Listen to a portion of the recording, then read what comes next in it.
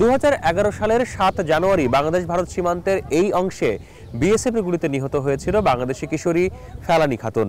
এরপর এই ঘটনা নিয়ে সারা বাংলাদেশে তীব্র প্রতিক্রিয়া তৈরি হয়েছিল। ওপার বাংলা এপার বাংলা মাঝখানে কাঁটাতার, গুলি খেয়ে ঝুলে থাকলে ফেলানী বলো তো দোষটা কার। কুচবিহারের চৌধুরীহাট সীমান্ত চৌকির এই কাঁটাতারেই 4 ঘন্টা ঝুলেছিল ফেলানীর মরদেহ, যে চিত্র বিস্মিত করে সবাইকে। কেউ দোষী নয় ফেলানী খাতুন। বিয়ে ঠিক হয়েছিল কিশোরী ফেলানীর। আসামে কেনাকাটা করে বাবার সাথে দেশে ফেরার পথে দালালদের খপ্পরে পড়ে তারা। ভুল পথে সীমান্ত পার হওয়ার সময় বিএসএফ জওয়ানের ছোড়া বুলেটে মৃত্যু হয় তার।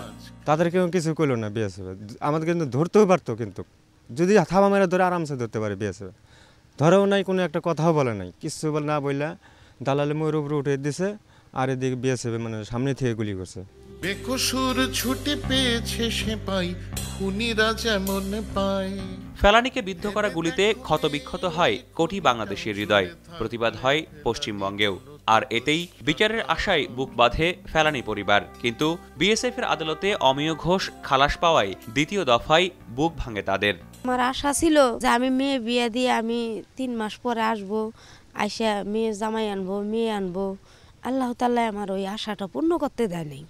কিন্তু এখনো আশা আছে যে আমার মেয়ের বিচারটা যেন আমি সঠিকভাবে পাই, বা বাংলাদেশের যত লোক আছে ওনারা যেন শুই না খুশি হয় যে না আমাদের ফেলানীর বিচারটা আমরা সঠিকভাবে পাইছি।